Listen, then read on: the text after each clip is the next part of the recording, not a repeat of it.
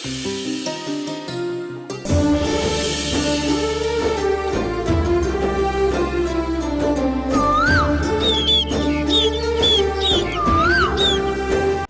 పిల్లల కోసం మీ దగ్గర నిజం దాచేస్తున్నాను. నేనెప్పటికీ మీ భార్యని కాలేను. రాణమ్మ, నీ మీద నాకు గౌరవం ఉంది. తల్లిగా భార్యగా నీ స్థానం ఎంతో గొప్పది. అలాంటి నువ్వు ఇలా ప్రవర్తించి నన్ను బాధ పెట్టుకో.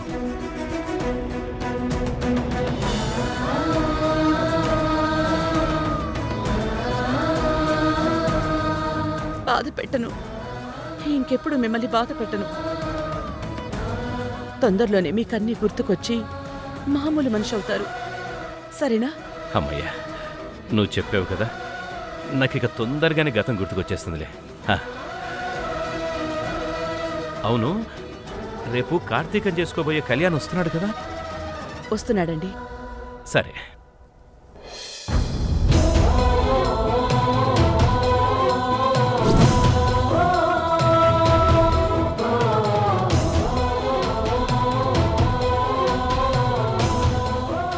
భగవంతుడా, నాకేంటి అగ్ని పరీక్ష? ఇంకెప్పుడు ఈయనకి గతం గుర్తుకొస్తుంది? నా పిల్లల గురించి నాకెప్పుడు తెలుస్తుంది?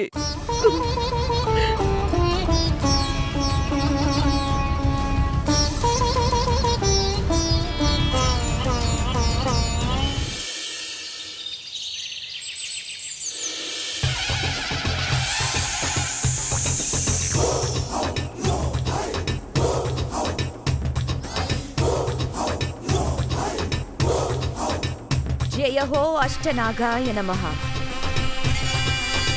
నాగదేవ, ఆ ధర్మతేజ కుటుంబం తామసికి చేసిన అన్యాయం మీకు తెలుసు. తామసి పగకు ఓటమి ఎదురైంది. ఆ రాణమ్మ తామసి దగ్గర నుంచి నాగమణిని తస్కరించింది. తామసి పగ ప్రతీకారాలు తీరాలి. నాగమణిని తిరిగి చేజిక్కించుకోవాలని మేమొక అనివార్య నిర్ణయం తీసుకున్నాం. ఆ ధర్మతేజ జ్యేష్ఠపుత్రిక కార్తీకను విషకన్యగా మారుస్తున్నాం నాగదేవ.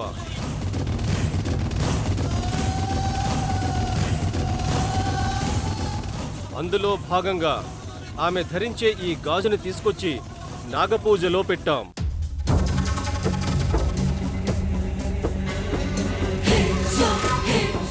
నాగదేవా, విషగన్యగా చేసే వాళ్లకు సంబంధించిన వస్తువుని నీ పూజలో పెట్టాం. ఈ గాజుకి మన మంత్ర యంత్ర తంత్రాలన్నీ ఆవాహన చేసుకుంటాయి.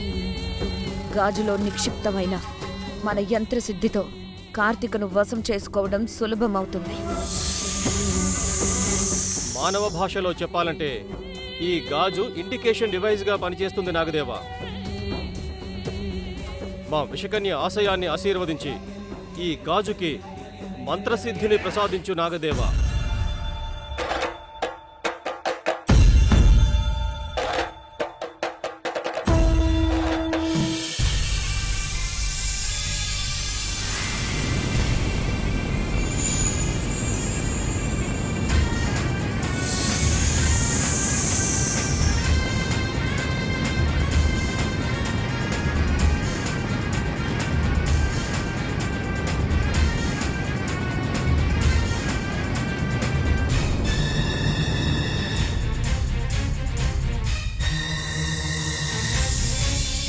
జయహో అష్టనాగాయ నమః. జయహో అష్టనాగాయ నమః. తక్షక, మన నాగదేవుడు కార్తీకను విషకన్యగా చేయడానికి అనుమతినిచ్చారు. జయహో అష్టనాగ సర్పాయ నమః. జయహో అష్టనాగ సర్పాయ నమః.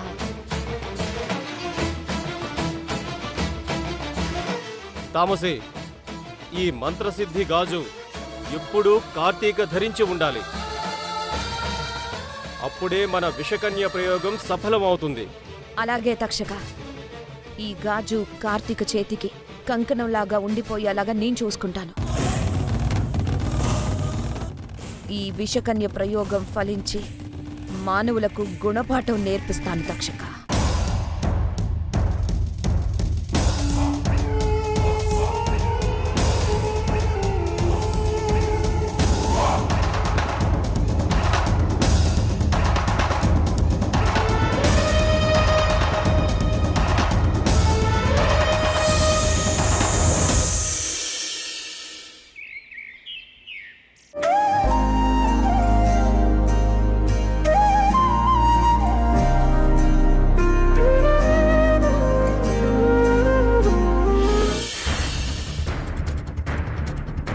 కావేరి ఇయర్ బడ్స్ పెట్టుకుంది కాబట్టి నేను సేఫ్ అయ్యాను. ఇప్పుడు కళ్యాణ్ వస్తున్నాడు, దొరికిపోతానేమో. కార్తిక, హ? ఏంటి నీలో నువ్వే గునుక్కుంటున్నావు? అది అది అది ఆ? అది అది అని ఎంతసేపు నుసుగుతావు? చెప్పు.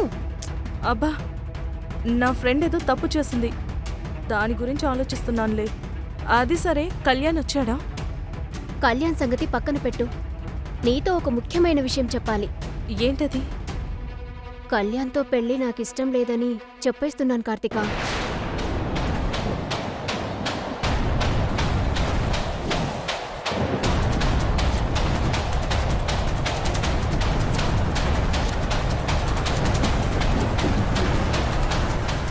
ఏ, సడన్ గా ఇలాంటి డెసిషన్ తీసుకున్నావేంటి?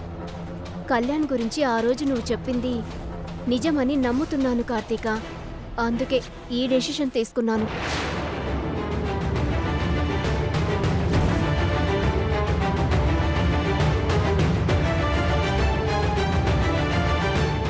నీ మాటలు ఎప్పుడు నేను వినలేదు. ఫస్ట్ టైం నువ్వు కళ్యాణ్ గురించి చెప్పినప్పుడు పట్టించుకోలేదు. కానీ ఇప్పుడు ఆలోచిస్తుంటే నువ్వు చెప్పింది నిజమే అనిపిస్తోంది. ఎందుకంటే తను నీ క్లాస్మేట్ కాబట్టి. ఆ రోజు కళ్యాణ్ క్యారెక్టర్ కరెక్ట్ కాదు అన్నావు. అది నిజమే కార్తీక.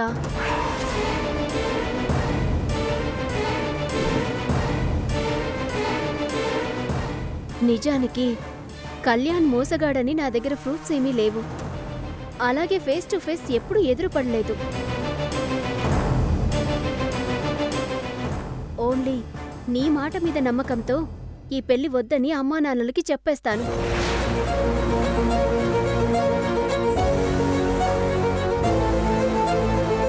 అప్పుడు కళ్యాణ్ మంచివాడు కాదు, నిజమే అని నువ్వు సపోర్ట్ చేసి చెప్పాలి. అయ్యో కావేరి, మధ్యలో నేనెందుకు? అ, నువ్వు చెప్పావనే కదా నేను కళ్యాణ్తో పెళ్లి క్యాన్సిల్ చేయాలనుకుంటున్నాను. అందుకే నువ్వు నాకు సపోర్ట్ చేయాలి. సరేనా? కళ్యాణ్ రాగానే కిందికొచ్చే.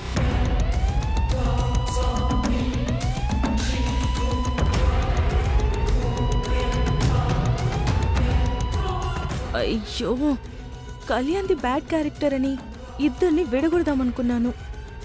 ఇప్పుడు మొత్తం నా ప్లాన్ రివర్స్ అయ్యి నా మెడకి చుట్టుకుంటుంది. ఇప్పుడేం చేయాలి? ఇంకా అబ్బాయి రాలేదేంటి? వచ్చేస్తుంటాడు. అదిగో కళ్యాణ్ వస్తున్నాడు.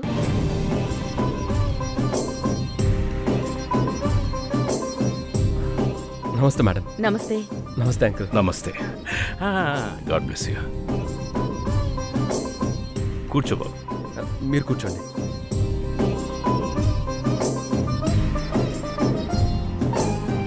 అంకుల్, మీ హెల్త్ ఎలా ఉంది? ఫైన్ బాబు, థ్యాంక్ యూ. కళ్యాణ్ ఏం తీసుకుంటావు? Coffee, tea, juice? ఇప్పుడేమొద్దు మేడం. మనం అడిగితే మొహమాట పడుతున్నాడు. అమ్మాయి వచ్చి అడిగితే ఏం కావాలో చెప్తాడు.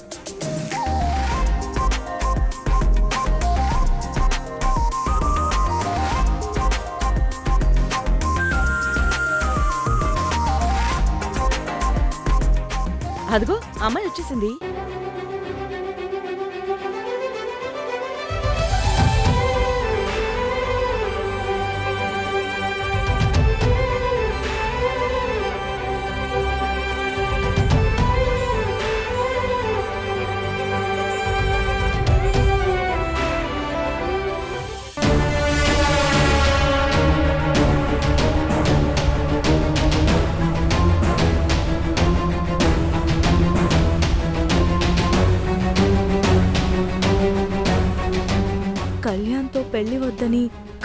చెప్పిన మరుక్షణం మొత్తం డ్రామా బయటపడుతుంది.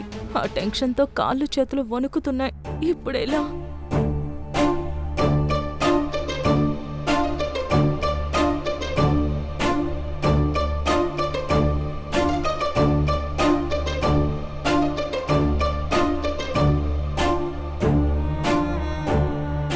కావేరి, అమ్మా, వెళ్ళి జ్యూస్ తీసుకురా.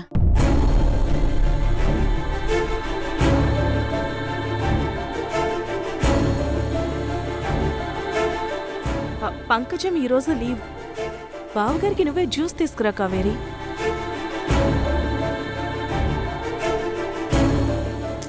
ఏడిపించడం కాదు, ఇంటికొచ్చినప్పుడు మర్యాద కూడా చేయాలి. వెళ్ళి తీసుకురా.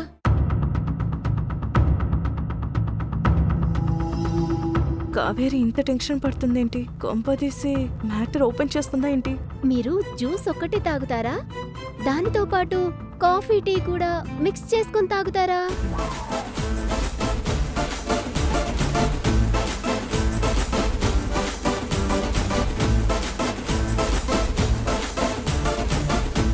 నువ్వన్నీ కలిపి మిక్స్ చేసి తీసుకొచ్చినా తాగుతాను. ఓకే, అయితే తీసుకొస్తాను.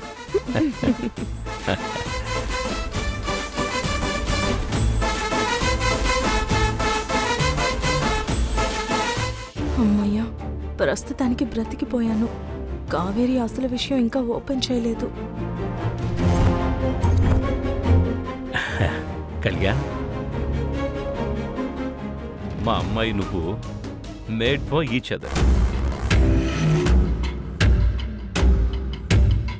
మీది చక్కని ముచ్చటైన జంట. మిగతా విషయాలు రాణమ్మ మాట్లాడుతుంది. కళ్యాణ్, ఆయన వచ్చాక నిశ్చితార్థం పెట్టుకుందామని చెప్పాను కదా. అయితే ముందు కృష్ణ ప్రియల పెళ్లి చేసి ఆ తర్వాత మీ పెళ్లి చేద్దాం అనుకుంటున్నాం. అలాగే మేడం, మీ ఇష్టం. మీ ఫ్యామిలీ గురించి కూడా రాణమ్మ చెప్పేసింది. త్వరలో గెట్ టుగెదర్ ఏర్పాటు చేసుకుందాం. ఐ మీన్ వనభోజనాల టైం. Thanks uncle. మా పిన్ని బాబాయ్ కూడా వనభోజనాలు పెట్టుకుందామని ఒకసారి అడగమన్నారు. సో మీరే ప్రపోజ్ చేశారు కాబట్టి సంతోషం.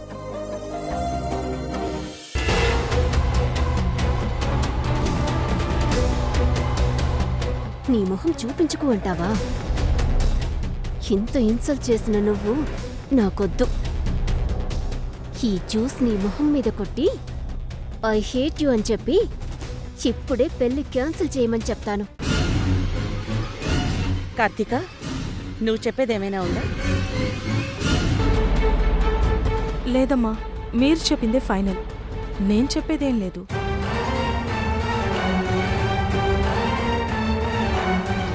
కార్తీక్ ఏమీ చెప్పదు, అన్నీ సైలెంట్గా చేస్తుంది. నా క్లాస్మేట్ కదా, తన గురించి అప్పుడే నాకు తెలుసు మేడం.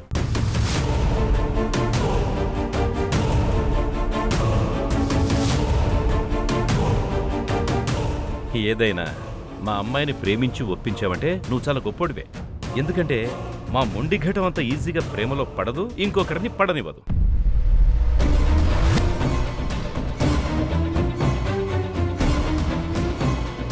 మొత్తానికి లవ్ మిరాకిల్ చేసావు, అంతే కదా రాణమ్మా? బిర్హం జరిగితేనే కదండి ప్రేమ పుట్టేది. ఎవరికి ఎవరి మీద ఏ క్షణంలో ప్రేమ పుడుతుందో ఆ మనసుకి మాత్రమే తెలుస్తుంది.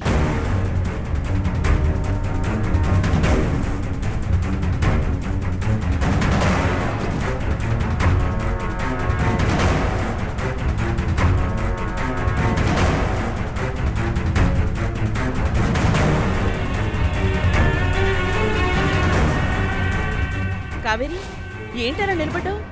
జ్యూస్ ఇవ్వు.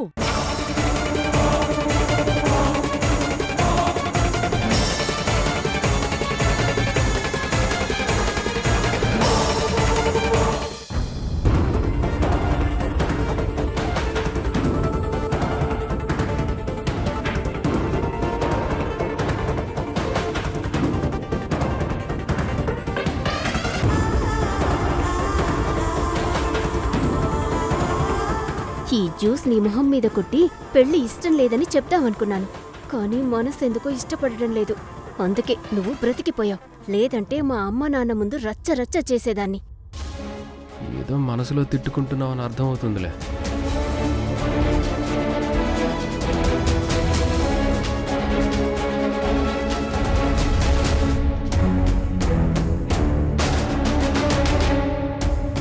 కావేరి, ఆ, నానా ఏంటలా ఉన్నావు? ఈ పెళ్లి నీకు ఇష్టమే కదా?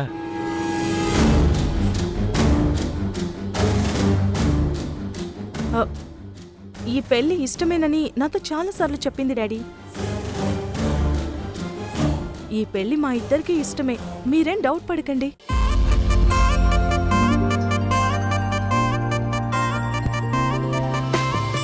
అది కదమ్మా, తనేదో అప్సెట్గా కనిపిస్తే అలా అడిగాను.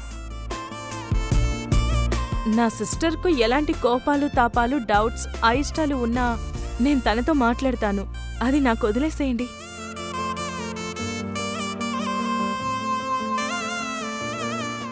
చిన్నపిల్ల, దాని సంగతి వదిలేండి. బాబు కళ్యాణ్, ధర్మతేజ గారితో మాట్లాడి మిగతా విషయాలు నీకు కాల్ చేస్తాను. అలాగే మేడం. బాబు, భోంచేసి వెళ్ళొచ్చు కదా? డ్యూటీకి టైం అవుతుంది, ఇంకోసారి భోంచేస్తాను అంకుల్. అలాగే బాబు. వెళ్ళొస్తాను అంకుల్. వెళ్ళొస్తా మేడం. అమ్మా, అబ్బాయికి సెండ్ ఆఫ్ ఇచ్చేసిరా. కావేరి,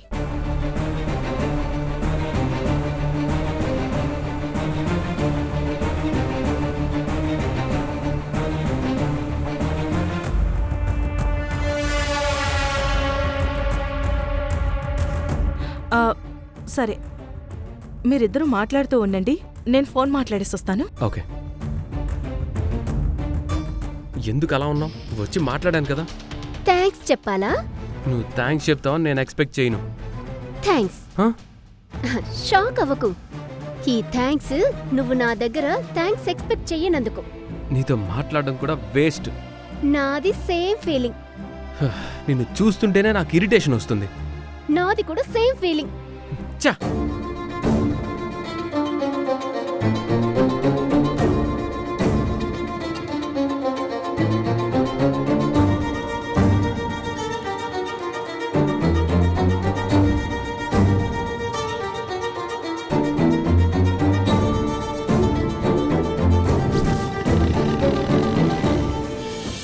ఏంటి వీళ్ళిద్దరూ ఏదో పర్సనల్గా మాట్లాడుకుంటున్నారు? పెళ్లి చేసుకునేది కార్తిక కదా. కావేరి మాట్లాడుతుంది, పైగా ఇద్దరేదో గొడవ పడుతున్నట్టుగా ఉన్నారు. అమ్మయ్యా, పెద్ద గండం నుండి బయటపడ్డాను. ఇలా అయితే దినదిన గండమే. ఏదో ఒకటి చెయ్యాలి. తొందరగా కళ్యాణ్ని పెళ్లి చేసుకోవాలి.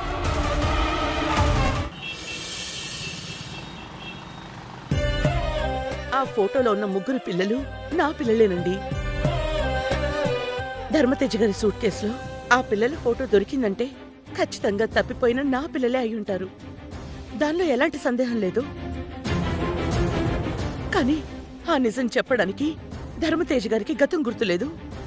అందుకే నా పిల్లలా కాదా అని తెలుసుకోవడానికి మీ దగ్గరికి వచ్చాను డాక్టర్. ధర్మతేజ గారి పిల్లలు అనుకుని అనుకోకుండానే నేను నా పిల్లల దగ్గరికి వచ్చాను. వాళ్ళు తల్లిగా నన్ను చూస్తున్నారు. అంటే మీకు పుట్టిన పిల్లల దగ్గరే మీరు తల్లిగా నటిస్తున్నారన్నమాట, అంతే కదా? అవును డాక్టర్. అది నా అదృష్టమో దురదృష్టమో నాకు అర్థం కావట్లేదు. ఈ నిజం చెప్తే నా ముగ్గురు పిల్లలు ఎలా తీసుకుంటారో అనే భయం నన్ను వెంటాడుతోంది. ఒకవేళ వాళ్ళ ముగ్గురికి నేనే తల్లిని అన్న నిజం చెప్పాలన్నా నా దగ్గర సాక్ష్యాలు లేవు.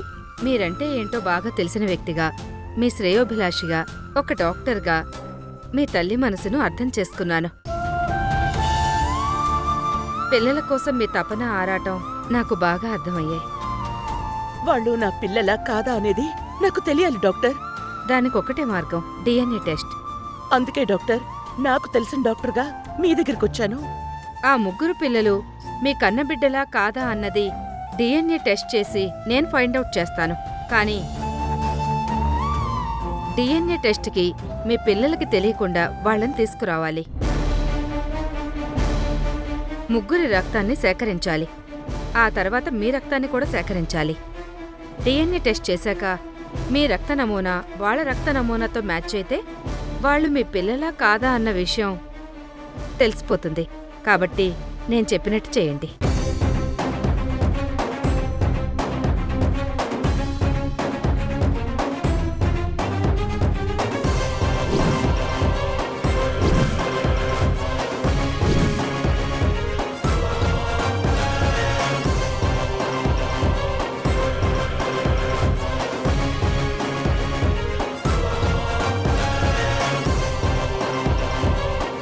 సరే డాక్టర్, మీరు చెప్పినట్టే చేస్తాను. ఉంటాను డాక్టర్. నమస్కారం. ఉమ్.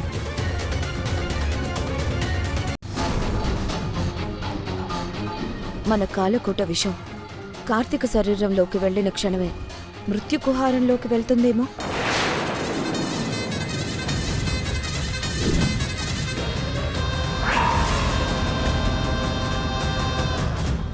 తక్షక, కార్తీకకేమైంది?